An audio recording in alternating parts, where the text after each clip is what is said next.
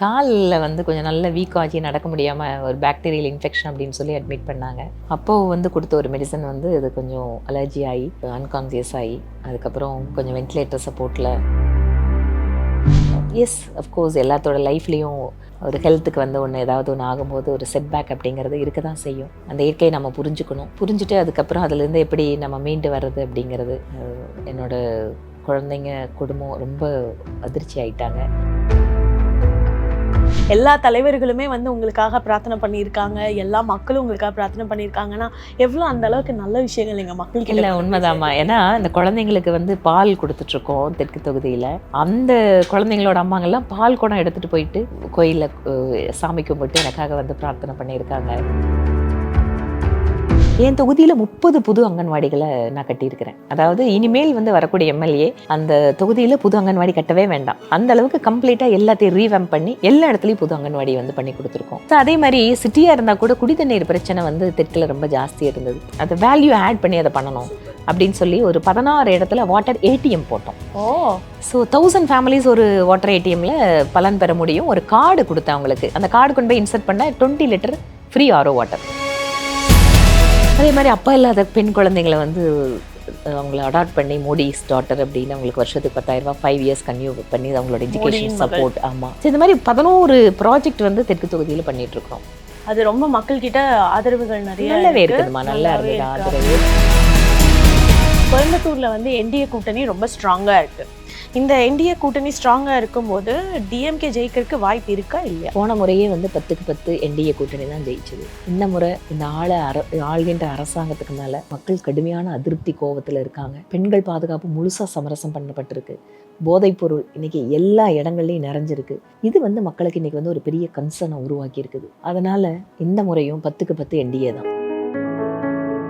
பெருமையா அழைக்கப்படும் செந்தில் பாலாஜி அவர்களே டிஎம்கே வந்து களம் இறக்கியிருக்காங்க. அதை எப்படி பாக்குறீங்க? அது பெருமையா அழைக்கப்படும் செந்தில் பாலாஜி. அவர் பெருமைக்கு என்ன பேரு? 10 ரூபான்னு பேரு. அதுதான் அந்த பெருமை. அந்த 10 ரூபாயே வாங்கி வாங்கி வாங்கி ஆயிரக்கணக்கான கோடி ரூபாய் ஊழல் பண்ணிட்டு அந்த ஊழல் பணத்தை கொண்டு வந்து இங்க கொடுத்து ஜெயிக்கலாம் அப்படிங்கிறதுக்காக வந்திருக்காரு.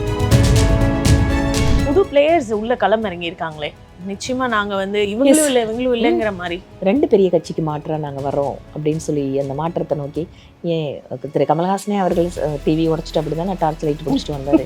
அதனால ஒரே தீர்வு அப்படின்னா அது என்டிஏ மட்டும்தான். பிகாஸ் திமுகவுக்கு மாற்று அப்படின்னா அது என்டிஏ மட்டும்தான், வேற எந்த கட்சியும் அந்த இடத்துல கிடையாது.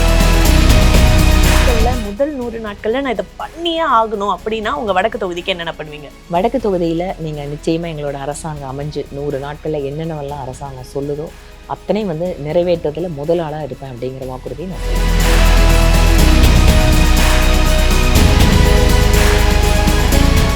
கோயம்புத்தூர் வந்து எப்பவுமே பரபரப்பா போயிட்டு இருக்கக்கூடிய இந்த எலெக்ஷன், இந்த இடத்துல வந்து பாத்தீங்கன்னா இப்ப கோவை வடக்கு, இந்த வடக்குல வந்து ரொம்ப பிரபலமா பேசிட்டு இருக்கக்கூடிய ஒரு நபர் தான் யாரு அப்படின்னு பாத்தீங்கன்னா, தெற்குல ஜெயிச்சு ஒரு ஸ்டார்டமோட ஜெயிச்சு வந்த ஒரு நபர். அவங்கதான் நம்ம மதிப்பிற்கும் மரியாதைக்கும் உரிய வானதி ஸ்ரீனிவாசன் அவர்களை தான் சந்திக்க போறோம். கலாட்டா நேயர்கள் எல்லாருக்காகவும் சார்பாக வணக்கம். வணக்கம் மோனா, எப்படி இருக்கீங்க? நல்லா இருக்கேன். இந்த எனர்ஜியான குரலை கேட்கறதுக்கு தான் நாங்க எல்லாரும் வெயிட்டிங்ல இருக்கீங்க. ஹாஸ்பிட்டல்ல இருந்து இப்பதான் வெளில வந்திருக்கீங்க. ஆக்சுவலி என்ன நடந்தது, எப்படி இருக்கீங்க? நல்லா இருக்கம்மா. காலில் வந்து கொஞ்சம் நல்ல வீக் ஆகி நடக்க முடியாமல் ஒரு பாக்டீரியல் இன்ஃபெக்ஷன் அப்படின்னு சொல்லி அட்மிட் பண்ணாங்க. அப்போது வந்து கொடுத்த ஒரு மெடிசன் வந்து இது கொஞ்சம் அலர்ஜி ஆகி அன்கான்சியஸ் ஆகி அதுக்கப்புறம் கொஞ்சம் வென்டிலேட்டர் சப்போர்ட்டில் ட்ரை பண்ணி அதுக்கப்புறம் வெளியில் வந்தாச்சு. ஒரு வாரம் எல்லாத்தோட பிரார்த்தனை அன்பு அதை என்னை கொண்டு வந்துடுச்சு. இன்னும் ஒரு 4-5 நாள் ஆகும் அந்த எனர்ஜி ரீகெயின் ஆகிறதுக்கு. பட் இன்னும் 2 நாள் தான் இருக்குது எலெக்ஷன் கேம்பெயின். அதனால் வந்ததுலேருந்து அங்கங்கே மக்களை பார்க்க ஆரம்பிச்சிட்டேன். அதனால் எஸ், அஃப்கோர்ஸ் எல்லாத்தோட லைஃப்லேயும் ஒரு ஹெல்த்துக்கு வந்து ஒன்று ஏதாவது ஒன்று ஆகும்போது ஒரு செட்பேக் அப்படிங்கிறது இருக்க தான் செய்யும். அந்த இயற்கையை நம்ம புரிஞ்சுட்டு அதுக்கப்புறம் அதுலேருந்து எப்படி நம்ம மீண்டு வர்றது அப்படிங்கிறது. என்னோட குழந்தைங்க குடும்பம் ரொம்ப அதிர்ச்சி ஆயிட்டாங்க. ஸோ எனக்கு அது ஒரு பெரிய கவலை. ஏன்னா அந்த ஷாக் அவங்களுக்கு வந்து ரொம்ப இதுவாக இருந்தது. பட் இன்னும் 2 நாளில் நான் கொஞ்சம் நார்மல் வந்த உடனே அவங்க களத்தில் இறங்கி எனக்காக ஓட்டு கேட்க ஆரம்பிச்சிட்டாங்க. உண்மையா அதுதான் ஒரு வியப்பான ஒரு விஷயம். அந்த இடத்துல அம்மா இல்லை அப்படின்னா கூட என்ன பண்ணணும்னு அந்த தொகுதி மக்கள் வந்து தெரிஞ்சுக்கிறதுக்கு இது மிகப்பெரிய ஒரு ஆயுதமாக உங்களுடைய மகன்கள் வந்து களத்துல இறங்கி, ஒருத்தர் இல்லை 2 மகனுமே வந்து களத்துல இறங்கி அம்மாக்காக போய் நேரடியா பிரச்சாரத்துக்கு ஈடுபட்டாங்க. உண்மையாலுமே இதுதான் வந்து ஒரு தலைவர் வந்து வழிநடத்தக்கூடிய பாதைங்கிறது வந்து ரொம்ப அழகா உங்க மகன்கள் காட்டிட்டாங்க மேம். சூப்பர். நீங்க ரெக்கவரி ஆகி வரணுங்கிறது தான் அந்த தொகுதி மக்கள் மட்டும் இல்ல எல்லா பெண்களுடைய பிரார்த்தனையாவும் இருந்தது. உண்மை. ஸோ ஏதாவது என் பசங்க போகும்போது அவங்க நோட்டீஸ் கொடுக்கறதுக்கு முன்னாடி அம்மா இப்படிப்பா இருக்காங்க, அம்மாவை பார்த்துக்கோங்க அப்படின்னு தான் சொல்லி அனுப்பிச்சிருக்காங்க. அதே மாதிரி இன்னைக்கு நான் போகும்போது கூட ஒரு டிஸ்டன்ஸில் இருந்தால் கூட இப்படி பார்த்துட்டு நல்லா இருக்கீங்களா அப்படின்னு. நிஜமாவே அந்த அன்பு வந்து ரொம்ப நிகழ்ச்சியாக இருக்குது. எத்தனையோ பேரோட பிரார்த்தனை, எத்தனையோ தலைவர்கள் நலம் விசாரித்தாங்க. மத்திய அமைச்சர்கள், நம்ம முதலமைச்சர் ஸ்டாலின், எங்கள் கட்சியில் இருந்தவங்க, மாநில தலைவர் அவர்கள், அதே போல் இங்கே அப்போ கோயம்புத்தூரில் திரு அண்ணாமலை அவர்கள் உடனே ஹாஸ்பிட்டல் வந்துட்டார். எல்லாருமே உடனே மத்திய அமைச்சர் நிர்மலா சீதாராமன் அவங்க இருந்த இடத்துல போய் பிரார்த்தனை பண்ணி கோயிலுக்கு போயிட்டு வந்தாங்க. இந்த மாதிரி எத்தனையோ பேர்த்தோட அன்பு, அதை வந்து நம்ம சம்பாரிச்சிருக்கோம் அப்படின்னு நினைக்கிறது சந்தோஷம். சொல்லும் போது எனக்கு ஒரு மாதிரி அந்த கூஸ் பம்ப்ஸ் இருக்கு. ஏன்னா எல்லா தலைவர்களுமே வந்து உங்களுக்காக பிரார்த்தனை பண்ணியிருக்காங்க, எல்லா மக்களும் உங்களுக்காக பிரார்த்தனை பண்ணியிருக்காங்கன்னா எவ்வளோ அந்த அளவுக்கு நல்ல விஷயங்கள் எங்க மக்களுக்கு இல்லை உண்மைதாம்மா. ஏன்னா இந்த குழந்தைங்களுக்கு வந்து பால் கொடுத்துட்ருக்கோம் தெற்கு தொகுதியில். அந்த குழந்தைங்களோட அம்மாங்கெல்லாம் பால் குடம் எடுத்துகிட்டு போயிட்டு கோயிலில் சாமி கும்பிட்டு எனக்காக வந்து பிரார்த்தனை பண்ணியிருக்காங்க. ஸோ இதெல்லாம் எங்கே போகும்போது அக்கா அந்த கோயில் தான் உங்களுக்கு அர்ச்சனை பண்ணோம் அப்படிங்கிறாங்க. அதனால் அதாவது நம்ம உழைச்சிட்டு இருக்கிறதுக்கு ஒரு அர்த்தம் இருக்குது அப்படிங்கிறத நான் ஃபீல் பண்ணுறேன். Super ma'am. உங்கள் சார்பாக ஒரு ஹார்ட் வந்து உங்களுக்கு கலாட்டா நேயர்கள் சார்பாக நான் அனுப்பிச்சு விடுறேன். Okay, thank you. ஸோ இந்த 5 வருஷத்தில் கோயம்புத்தூருக்கு நீங்கள் ஏகப்பட்ட விஷயங்கள் நீங்கள் வந்து பண்ணியிருப்பீங்க. அதில் என்னென்ன நலத்திட்டங்கள் விஷயங்கள் இருக்குது அப்படிங்கிறத வந்து நீங்கள் கொஞ்சம் சொல்ல முடியுமா? ஏன்னா இப்போ நீங்கள் வடக்கு தொகுதியில் இருக்கீங்க. வடக்கு தொகுதி மக்கள் என்னென்னலாம் கேட்க விரும்புகிறாங்க, இதெல்லாம் நாங்கள் பண்ணியிருக்கோம் இப்போ ஆல்ரெடி, இதெல்லாம் எங்களுக்கு ப்ராசஸில் இருக்குது அப்படின்னா என்னென்ன? இல்லை, அரசாங்கத்தில் ஒரு அரசாங்கத்தோட உதவி வழியாக அப்படின்னா அங்கன்வாடிகள் கட்டி கொடுத்ததில் ஒரு குறிப்பிட்ட பங்கு அதில் இருக்குது. ஏன்னா அங்கன்வாடிகள் அப்படிங்கிறது எப்பவுமே ஒரு நெக்லெக்டட் ஏரியா. அது ஒன்லி விமன் கேன் அண்டர்ஸ்டாண்ட். ஏன்னா ஒரு ஏழை பெண்மணி வந்து தன்னோட கர்ப்பிணி பெண்ணாக இருக்கும்போது இருந்து குழந்தை பிறந்தது ஒரு 2 வயசு வரைக்கும் அந்த அங்கன்வாடியில் தான் அவங்க வந்து அவங்களுக்கு தேவையான நியூட்ரிஷன் சப்போர்ட்டு, ஹெல்த்து இதெல்லாமே பார்க்குற இடம். என் தொகுதியில் 30 புது அங்கன்வாடிகளை நான் கட்டியிருக்கிறேன். அதாவது இனிமேல் வந்து வரக்கூடிய எம்எல்ஏ அந்த தொகுதியில் புது அங்கன்வாடி கட்டவே வேண்டாம், அந்த அளவுக்கு கம்ப்ளீட்டாக எல்லாத்தையும் ரீவேம் பண்ணி எல்லா இடத்துலையும் புது அங்கன்வாடி வந்து பண்ணி கொடுத்துருக்கோம். ஸோ அதே மாதிரி சிட்டியாக இருந்தால் கூட குடித்தண்ணீர் பிரச்சனை வந்து தெற்கில் ரொம்ப ஜாஸ்தியாக இருந்தது. ஆனால் அவங்களுக்கு ஒரு பாதுகாக்கப்பட்ட சும்மா போர்வெல் போட்டு கொடுக்கறது எல்லாரும் செய்கிற வேலை. But I want to use the technology and as well as ஒரு இன்னும் கொஞ்சம் ஒரு அதை வேல்யூ ஆட் பண்ணி அதை பண்ணணும் அப்படின்னு சொல்லி ஒரு 16 இடத்துல வாட்டர் ஏடிஎம் போட்டோம். ஸோ 1000 ஃபேமிலிஸ் ஒரு வாட்டர் ஏடிஎம்ல பலன் பெற முடியும். ஒரு கார்டு கொடுத்தேன் அவங்களுக்கு. அந்த கார்டு கொண்டு போய் இன்சர்ட் பண்ண 20 லிட்டர் ஃப்ரீ ஆரோ வாட்டர். நல்லா இருக்கே, அற்புதமான ஸ்கீம். இப்போ கூட சொல்லலாம், அந்த கல்வி இப்போ 2வது தெரு போனீங்கன்னா அங்கே பிடிச்சிக்கலாம் தண்ணி. ஆமாம், அதனால அந்த மாதிரி போட்டு கொடுத்தது வந்து மக்களுக்கு வந்து ரொம்ப யூஸ்ஃபுல்லாக இருந்தது. 16,000 ஃபேமிலி டைரெக்டாக வந்து நீங்கள் பாருங்கள், ஒரு இந்த கோடை காலத்தில் அதுவும் ஒரு ஆரோ வாட்டர் 20 லிட்டர்னா அந்த கேனே வந்து கிட்டத்தட்ட 40 ரூபாய் ஆகும். ஸோ ஒரு மாதத்துக்கு குறைஞ்சபட்சம் 1,500 ரூபா ஒரு குடும்பம் சேமிக்க முடியும். ஸோ இந்த அளவுக்கு அதை பண்ணி கொடுத்தேன். இந்த மாதிரி ஒவ்வொரு திட்டமே அது வந்து அது இல்லாமல் நீங்கள் வந்து bus shelter, college, higher education, Pulikulam government women காலேஜுக்கு ஒரு 2.5 கோடி ரூபாய் கொடுத்து ஹையர் எஜுகேஷன் இப்போ வந்து அவங்க யூஜி தான் படிக்கிறாங்க. இனி பெண்களுக்கு பிஜி படிக்கிறக்கும் பில்டிங் அங்கே பண்ணி கொடுத்துருக்கோம். கட்டடம் நடந்துட்டுருக்கு. இந்த மாதிரி இன்ஃப்ராஸ்ட்ரக்சர் விஷயங்களில் தேவைகளோடு இணைஞ்சு பண்ணுறது ஒன்று. இது இல்லாமல் எங்களோட கோவை மக்கள் சேவை மையம் அப்படிங்கிற என்ஜிஓவில் குழந்தை பிறந்ததுலேருந்து 2 வயசு வரைக்கும் இலவச பசும்பால் அவங்களோட டோர் ஸ்டெப்பில் எது கொடுத்துட்ருக்கோம். அமுதம்னு பேர் அதுக்கு. அதே போல் ஏழை இளம் பெண்களுக்கு வந்து இதம் அப்படின்னு சொல்லிட்டு திட்டத்தில் சானிட்டரி பேட்ஸ் ஃப்ரீயாக கொடுக்கறது, அவங்களோட மென்சுரல் ஹைஜீன், அவங்களோட கான்ஃபிடென்ஸ் லெவலுக்காக. அதே மாதிரி அப்பா இல்லாத பெண் குழந்தைங்களை வந்து அவங்கள அடாப்ட் பண்ணி மோடிஸ் டாட்டர் அப்படின்னு அவங்களுக்கு வருஷத்துக்கு 10,000 ரூபாய் 5 இயர்ஸ் கன்யூ பண்ணி அவங்களோட எஜுகேஷன் சப்போர்ட். ஆமாம், ஸோ இந்த மாதிரி 11 ப்ராஜெக்ட் வந்து தெற்கு தொகுதியில் பண்ணிகிட்ருக்குறோம். அது ரொம்ப மக்கள்கிட்ட ஆதரவுகள் நல்லாவே இருக்குதுமா, நல்லா இருந்தது ஆதரவு. ஏன்னா அது இல்லாமல் ரொம்ப இம்பார்ட்டண்ட்டாக ஒரு 3000 விமனுக்கு ஃப்ரீயாக வந்து டெய்லரிங் கிளாஸ் கொடுத்து ட்ரைனிங் கொடுத்து சர்டிஃபிகேட் கொடுத்து ஃப்ரீயாக மிஷினும் கொடுத்துருக்கோம். ஸ்கில் டெவலப்மெண்ட்டில். ஸோ விமனை வந்து நம்ம எம்பவர் பண்ணோன்னா அவங்களுக்கு எக்கனாமிக்காக வந்து எப்படி வந்து அவங்க டெவலப் ஆகிறதுக்கு ஹெல்ப் பண்ணுறது. இப்போது ஒரு மனுஷங்களுக்கு வந்து தனித்திறமையை வளர்த்துக்கிறதுக்கான விஷயங்களை சொல்லிக் கொடுக்கறது பெட்டரா, இல்லை இலவசங்கிற பேரில் மக்களை முட்டாளாக்குறது பெட்டரா? இல்லைம்மா, இலவசம் அப்படிங்கிறத டோட்டல் பிளாங்கெட்டுக்குள்ளே நான் கொண்டு வர விரும்பலை. ஏன்னா ஒரு சில இடங்களில் அந்த இலவசம் அப்படிங்கிறத அதை வச்சு அவங்க அடுத்த லெவலுக்கு போகிறதுக்கு எப்படி நம்ம ஹெல்ப் பண்ணணும் அப்படின்னு யோசிக்கணும். But at the same time we must concentrate on how independently they can earn. அது ரொம்ப முக்கியம். அதனால் அதை ப்ராக்கெட்டுக்குள்ளே போடவும் வேண்டாம், இதை வந்து புறந்தள்ளவும் வேண்டாம். ரெண்டையும் பேலன்ஸ் பண்ணிட்டோன்னா ஒரு பர்ஃபெக்ட் லைவ்லிஹுட்டுக்கு வந்து நம்ம அவங்களுக்கு சப்போர்ட் பண்ண முடியும். இதுக்கான ஒரு விஷனோட வேலை செய்யறதுக்கு நம்மளுக்கு இன்னைக்கு தலைவர்கள் தேவை. இப்போ நிறைய பேருக்கு வந்து வீட்டுக்கு வீடு வந்து மாசம் மாசம் பெண்களுக்கு குடும்ப அட்டை வச்சிருக்கவங்களுக்கு 1000 ரூபாய் எல்லாமே இனாமா கொடுக்குற மாதிரி எல்லாமே நியூஸ் எல்லாம் வருது இல்லைங்களா? இப்போ இதை வந்து இன்னும் கொஞ்சம் மாற்றி 8000 ரூபாய் டோக்கனா நாங்கள் தரோம், உங்க வீட்டுக்கு தேவையான வசதியான பொருட்கள்லாம் நீங்க வாங்கிக்கலாம், ஆடம்பரமான வாழ்க்கை இது பண்ணிக்கலாம்னு சொல்றாங்க. அது நீங்க எப்படி பாக்குறீங்க? அதாவது நீங்கள் அடிப்படையில் 1000 ரூபாய் கொடுக்கறது அப்படின்னு பார்த்தீங்கன்னா, ஆரம்பத்தில் பிஜேபி கவர்மெண்ட்டில் நாங்கள் தான் பண்ணோம். எதுக்காக? ஒரு விமன் கையில் ஒரு பணம் இருந்ததுன்னு சொன்னால் அவளோட குழந்தைங்களோட படிப்போ, இல்லை வந்து ஒரு அவசர மருத்துவ செலவுகளோ, இல்லை குறைஞ்சபட்சம் ஒரு நியூட்ரிஷன் சப்போர்ட், குழந்தைக்கு ஒரு பால் வாங்குறது கூட யார்கிட்ட காத்துட்ருக்க வேண்டாம், அந்த ஒரு பேசிக் மினிமம் சப்போர்ட் பண்ணணும் அப்படிங்கிறது தான் அது. அதை தாண்டி நீங்கள் வந்து அவங்களுக்கு அடிஷ்னலாக கொடுக்கக்கூடிய பணம் அப்படிங்கிறது எந்தளவு அவங்க லைஃப்பில் வந்து அது சப்போர்ட் பண்ணுது அப்படிங்கிறது தான் பார்க்கணும். அதனால் அது ஆடம்பர பொருளா அவசிய பொருளாங்கிறது ஒரு மனுஷன் தான் அவங்களுக்கு தான் அது தெரியும், அது இல்லையா? ஆமா. அதனால ஒரு மினிமம் சப்போர்ட் கொடுக்கணும்னு நினைக்கிறாங்க. கோயம்புத்தூர்ல வந்து என்டிஏ கூட்டணி ரொம்ப ஸ்ட்ராங்கா இருக்கு. இந்த என்டிஏ கூட்டணி ஸ்ட்ராங்கா இருக்கும்போது டிஎம்கே ஜெயிக்கிறதுக்கு வாய்ப்பு இருக்கா இல்லையா? போன முறையே வந்து 10க்கு 10 என்டிஏ கூட்டணி தான் ஜெயிச்சது. இந்த முறை இந்த ஆள்கின்ற அரசாங்கத்துக்கு மேலே மக்கள் கடுமையான அதிருப்தி கோபத்தில் இருக்காங்க. பெண்கள் பாதுகாப்பு முழுசாக சமரசம் பண்ணப்பட்டிருக்கு. போதைப்பொருள் இன்றைக்கி எல்லா இடங்கள்லையும் நிறைஞ்சிருக்கு. இது வந்து மக்களுக்கு இன்றைக்கி வந்து ஒரு பெரிய கன்சர்னை உருவாக்கி இருக்குது. அதனால் இந்த முறையும் 10க்கு 10 என்டிஏ தான். என்டிஏ கூட்டணி. ஓகே. இப்போ இந்த என்டிஏ கூட்டணி இவ்வளோ ஸ்ட்ராங்காக இருக்குன்னு தெரிஞ்சும் கூட, ஏன்னா நீங்கள் ஆல்ரெடி தெற்கு தொகுதியில் நின்று ஒரு ஸ்டார்டம்மை நீங்கள் டிஃபீட் பண்ணி ஜெயிச்ச அந்த இடத்துல இன்னைக்கு வந்து வேற ஒரு ஊர்க்காரரே இந்த ஊருக்கு வந்து போட்டிட்டு இருக்காரு. ஸோ பெருமையாக அழைக்கப்படும் செந்தில் பாலாஜி அவர்களை டிஎம்கே வந்து களம் இறக்கியிருக்காங்க.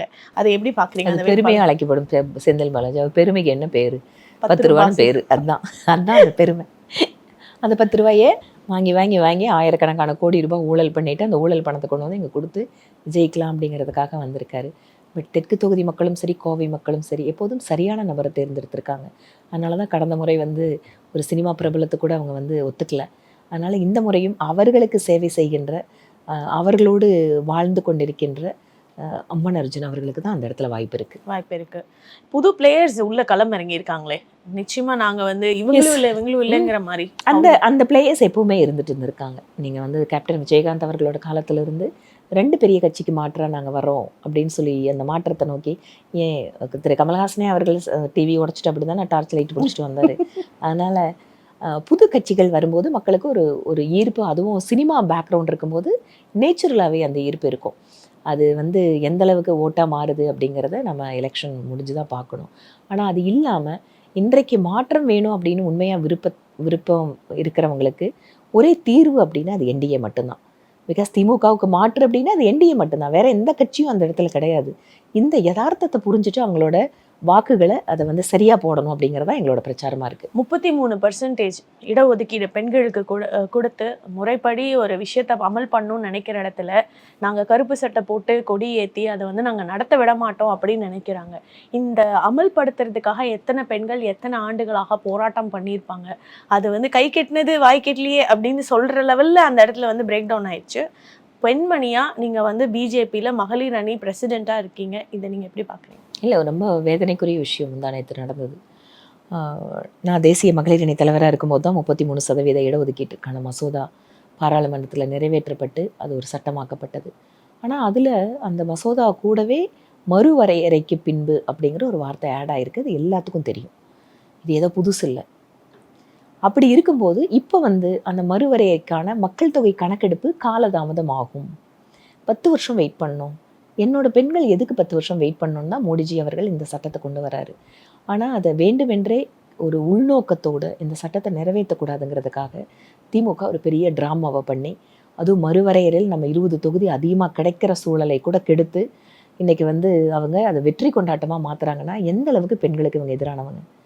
அப்போ பெண்கள் அவங்களோட அதிகாரம் அப்படிங்கிறது கனிமொழியோடு அவங்களுக்கு போதும், இல்லை தமிழச்சி தங்கப்பண்டியனோட போதும். என்ன மாதிரியோ இல்லை உங்களை மாதிரியோ அரசியலுக்கு வர துடிக்கின்ற, அரசியலில் வந்து நம்ம செயல்பட்டு கொண்டு இருக்கக்கூடிய நிறைய பெண்களுக்கு வந்து எம்எல்ஏ எம்பிங்கிறதெல்லாம் ஒரு மிகப்பெரிய கனவு.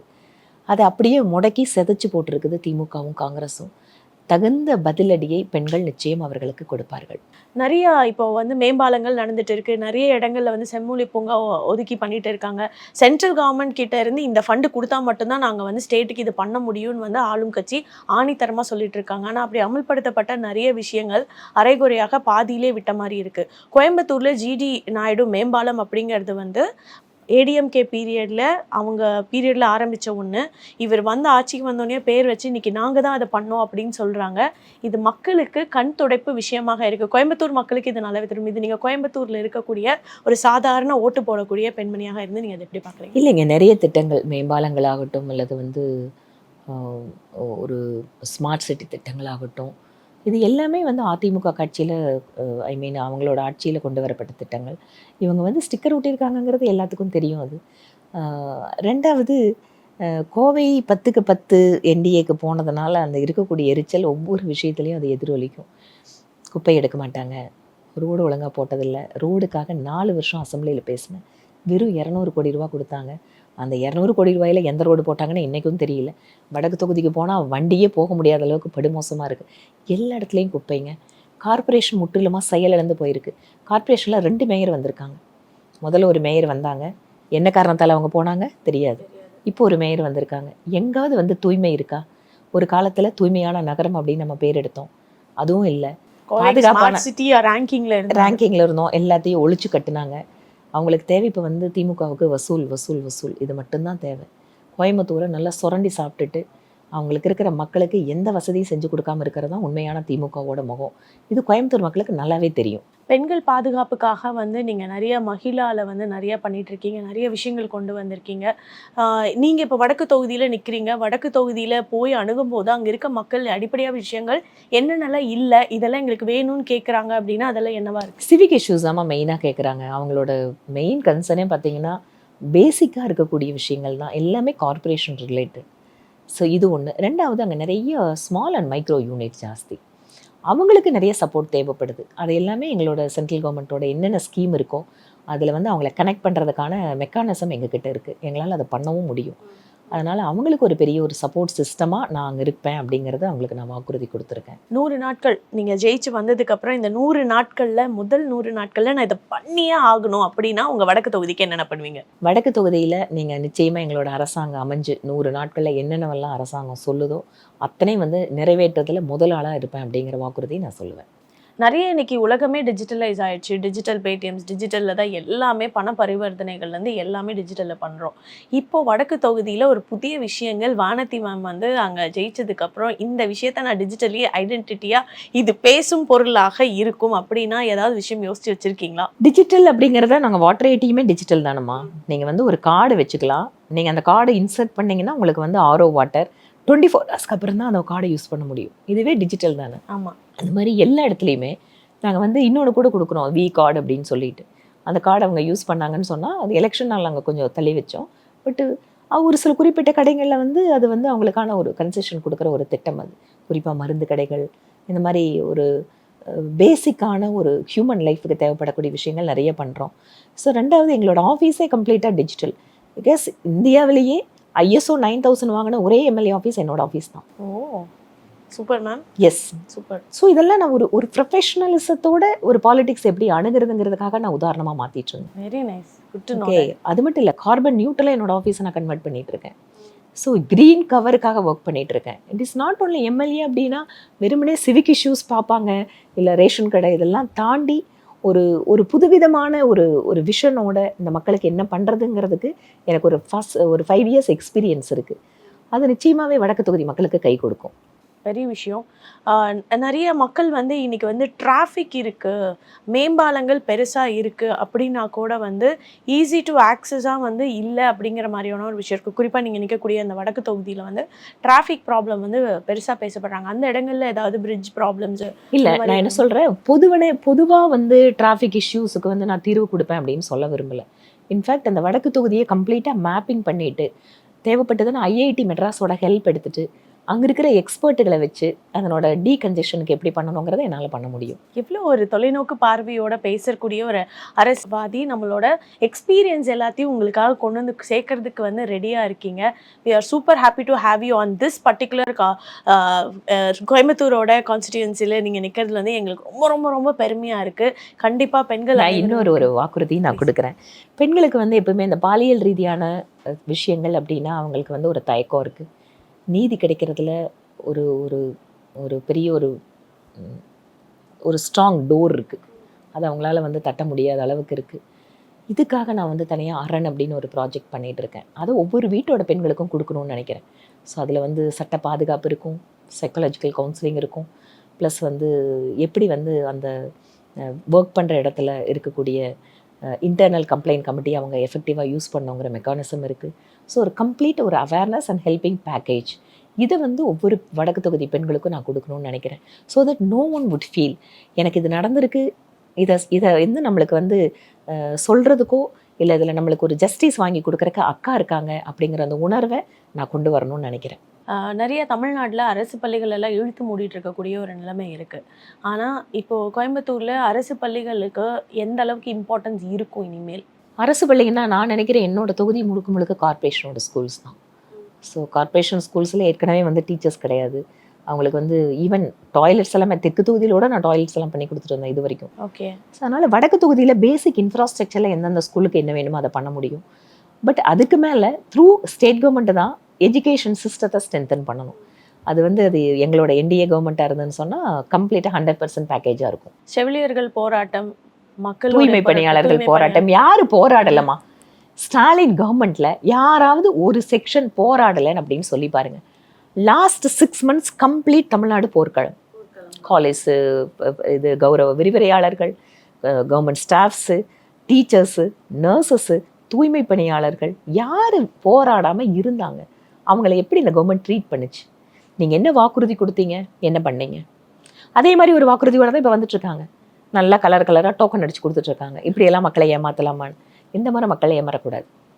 அது மட்டும் இல்லாமல் சினிமா இண்டஸ்ட்ரி நீங்கள் எப்படி பார்க்குறீங்க இந்த ஆட்சியில்? ஏன்னா நிறைய படம் சினிமா இண்டஸ்ட்ரி கம்ப்ளீட்டாக அவங்களோட கண்ட்ரோலில், பாலிடிக்ஸ் அவங்க கண்ட்ரோலில். அதில் 2வது லஞ்ச ஊழலுக்கு அப்படின்னே அமைச்சர்கள் வந்து எல்லாத்தையும் நியமிச்சிருக்காங்க. அதனால் ஒட்டுமொத்தமாக இட் இஸ் ஃபெயில்டு கவர்மெண்ட்டு. அதனால் திரு ஸ்டாலின் அவர்களோட ஆட்சி அப்படிங்கிறது நிஜமாவே தமிழ்நாட்டோட ஒரு இருண்ட காலம் தான் சொல்ல முடியும். நம்மளோட கோயம்புத்தூர் நார்த் பெருமைக்கும் பெருமையாக சேர்க்கும் விதமாக என்னோட பெட்ல படுத்தா கூட என் மகன்களை வச்சு நான் நிச்சயமா பிரச்சாரம் பண்ணி அந்த மக்களுக்கு என்ன நல்லது செய்ய முடியும் அப்படிங்கிறத நீங்க ஹாஸ்பிட்டல்ல இருந்தே அதை நீங்க வந்து ப்ரூவ் பண்ணி காமிச்சிருக்கீங்க. தெற்கு தொகுதியில பல சாதனைகள் பண்ணியிருக்கீங்க உங்களோட 5 வருஷம். அதை தாண்டி இந்த கோவை மக்களுக்கு வடக்கு தொகுதியில இன்னும் நிறைய செய்யணும் அப்படிங்கிற கேட்டுக்கிறோம். ஜெயிச்சு வாங்க, ஹெல்த்தோட வாங்க. We are there to support you. Galatta நேயர்களோட மொத்த லவ்வையும் உங்களுக்காக நாங்க அனுப்புறோம். Wishing you all success. Thank you. Galatta நேயர்களுக்கு என்னோட வணக்கம். உங்களோட அன்புக்கு என் நன்றிகள்.